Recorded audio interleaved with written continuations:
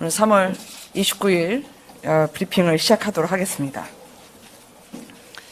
먼저 당선인 일정은 하나는 공개, 하나는 비공개가 브리핑 대상으로 있습니다. 그래서 오늘 오전에 대통령직 인수위원회 2차 간사단 회의를 윤석열 당선인이 주재를 하게 됩니다.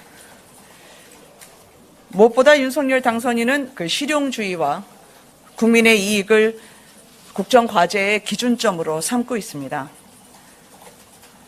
부처 업무 보고도 오늘을 기점으로 마무리에 들어가는 만큼 이제 그 공약의 국정과제화에 착수하고 우선순위에 초점을 맞춰서 국책과제를 점검하고 선정하는 이 과정에 들어가게 될 것입니다. 또 하나의 비공개 일정은 저희가 완료가 되는 대로 말씀을 드리도록 하겠습니다. 오늘 이제 기자님들께서 오전에 그 윤석열 당선인의 무역협회 방문과 관련해서 이제 확인을 요청하는 그 질문이 많았었는데요. 시기와 일정을 특정하지 않는 선에서 무역협회를 방문하시는 것은 맞습니다. 워낙 문제가 경제이고요. 지금 전국 20개 대학에서 선발된 청년 무역인을 격려하는 자리입니다. 그래서 청년 일자리를 독려하고 중소기업 이 수출 지원에 의지를 보이는 자리가 될 것이라고 봐주시면 감사하겠습니다. 예, 이제 질문 받도록 하겠습니다. 네, 김 기자님 오랜만이네요. 네, 대변인 뉴스핀 김태현입니다. 네. 저 어제 문재인 대통령과 윤석열 당선인의 만찬 회동에서 이제 네. 감사위원, 이제 하는 총재 인사, 그리고 추경 관련해서 이제 장제원 비서실장과 이철희 정무수석의 이제 실무 협상을 좀 요청했는데요. 네. 좀 언제부터 제대로 시작하고 어떤 방식으로 좀 이루어지는지 좀 여쭤보고 싶습니다. 네. 두 분의 만남이 지금 끝난 지 사실 12시간도 되지 않았습니다. 그래서 그 실무 협의는 뭐 조속히 착수될 것이라고 생각을 하고요. 특히 이제 코로나 사태를 관리하는 것, 그리고 자영업자, 소상공인 피해 지원을 위해서 추경을 이뤄내고 협력해 나가야 한다는 데에 두 분이 공감대를 이루신 것이라고 자평합니다. 네. 예, 마이크로 부탁드릴까요? 어제 그 대통령님과의 회동에서 네. 이제 뭐 과거의 인연에 대한 대화를 나누셨다고 하는데 그 대화 중에 뭐 적폐 수사나 이 조국 수사에 대한 언급이 있었는지 궁금합니다. 네. 어제 브리핑에서도 말씀을 드렸지만 그 같은 사안은 일절 거론되지 않았다고 저도 들었습니다. 예, 다음 질문하실 분 있으실까요? 어제 만찬 회동 하셨을 때 그 용산 이전 관련해서 말씀도 나누셨다고 했는데 네. 이게 청와대 예비비 협조로까지 이어질 것으로 보시는지 아니면 원론적인 수준의 협조를 언급하는 걸로 봐야 할지 궁금하고요. 또 코로나 손실보상 관련해서 구체적인 내용이 있는지도 궁금합니다. 네.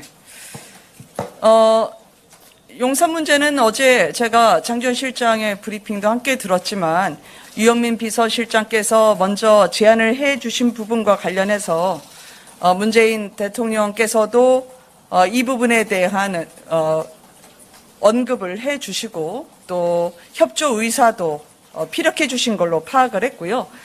그 소상공인 그리고 자영업자 손실보상 문제와 관련해서는 저희의 50조 약속, 저희는 하루빨리 이 국민들의 어려움을 덜어낼 수 있도록 조속한 시일 안에 여야 간에 또 실무자 간의 협의가 구체적으로 착수되기를 바랍니다.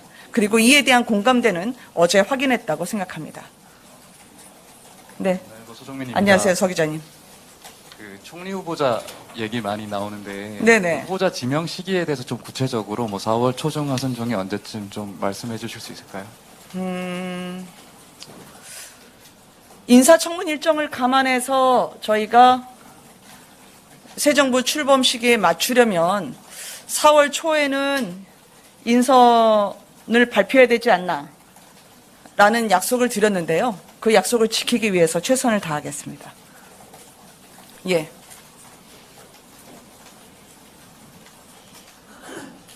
네, 뉴시스 최서진입니다. 네.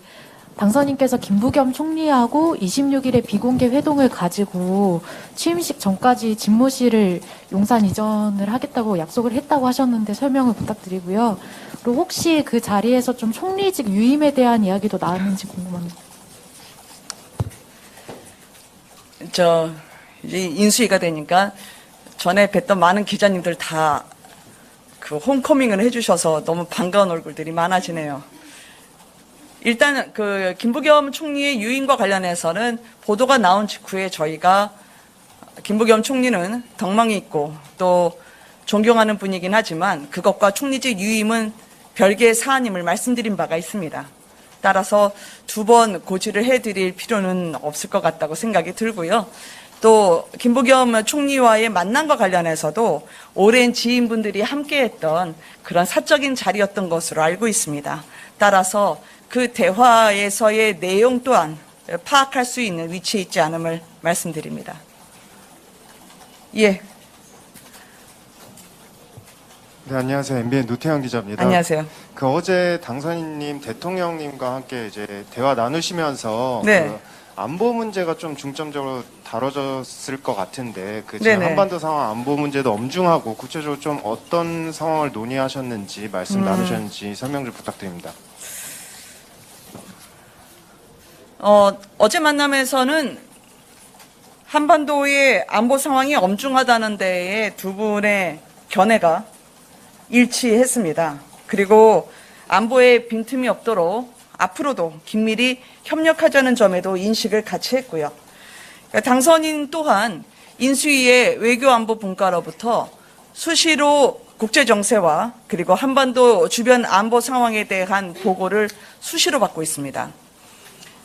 아마 오늘 중에 윤곽이 드러난다면 저희가 미국에 파견키로 했던 한미정책협의단 대표단 일정이 대표단의 명단이 확정이 됐기 때문에 저희에게 전달되는 대로 기자님들께 알려드리도록 하겠습니다.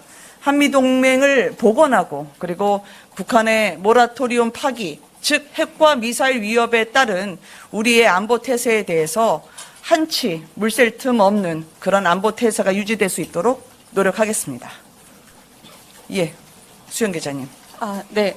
어제 물론 되게 진전된 분위기가 있었던 거는 알겠는데 네. 구체적인 합의안이 나온 부분은 좀 없는 것 같아요. 여전히 네네. 입장 조율이라던가 이런 게 많이 남아있는 상황인 것 같은데 이런 부분이 다소 아쉽다 이런 평도 좀 있는 것 같습니다. 이런 부분 좀 어떻게 보시나요? 네.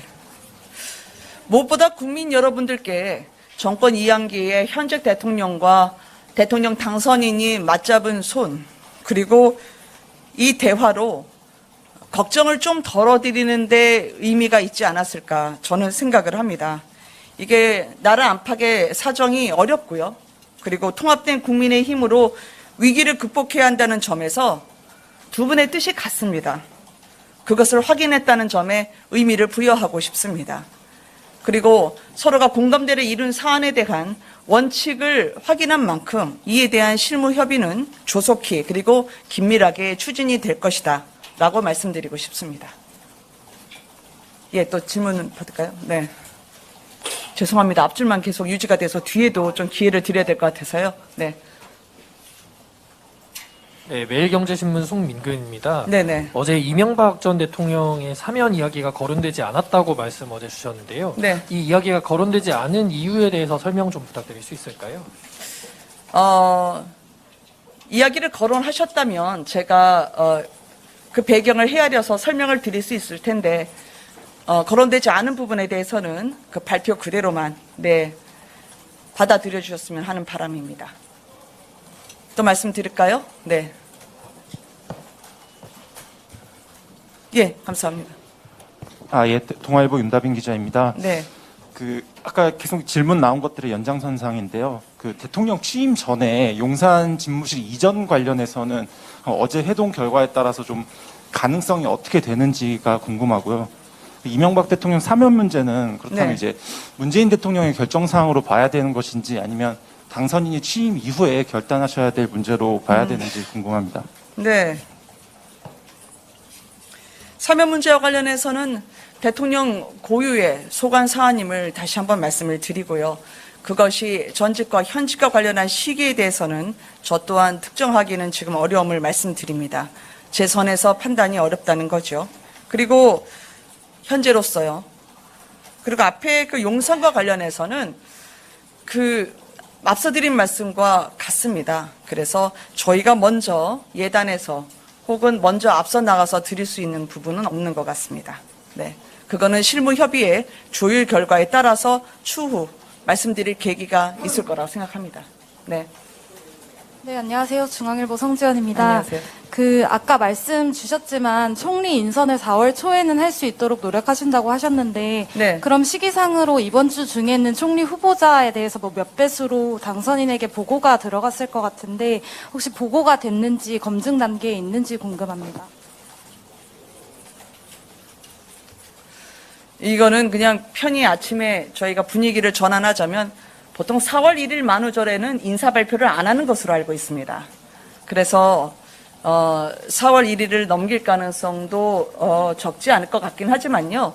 4월 초 정도에 저희가 인사를 발표하기 위해서는 지금쯤은 어느 정도 후보를 압축하고 그리고 검증하는 과정과 보고 과정도 있어야 될 텐데 세세한 부분까지는 제가 아직까지 확인은 하진 않았습니다. 그러나 그 발표를 위해서 최대한 노력을 하고 있다. 그 말씀은 드릴 수 있겠습니다.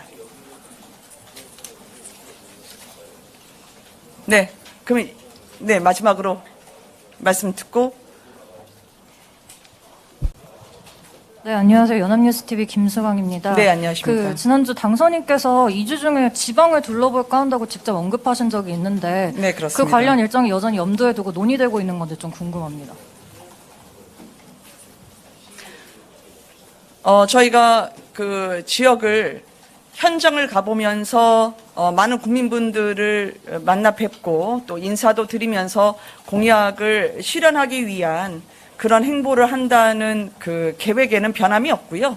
그래서 저희가 인수위에 오늘 이제 회의 주제를 하는 것처럼 앞으로도 수시로 인수위에서의 진행 상황을 점검하게 될 것이지만 지역도 틈틈이 내려가 보시면서 국민 여러분들의 어려운 민생 현안 그리고 국민분들의 목소리를 경청하는 과정은 진행을 하게 될 것입니다.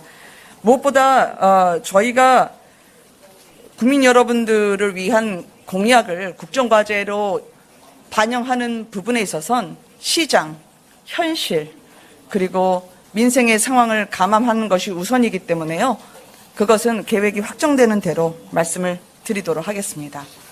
고맙습니다. 네. 추경 관련해서 안녕하세요. MBC 조명아입니다. 네네네. 추경 관련해서 한 가지 여쭤보고 싶은데요.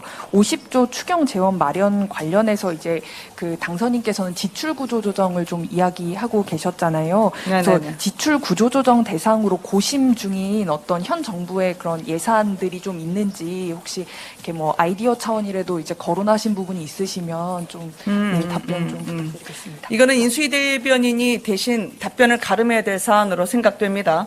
왜냐하면 저희가 현재 정부의 예산 중에 지출이 구조조정이 가능한 분야를 기재부와 적극적으로 안을 받아보겠다라고 말씀을 드렸기 때문이죠.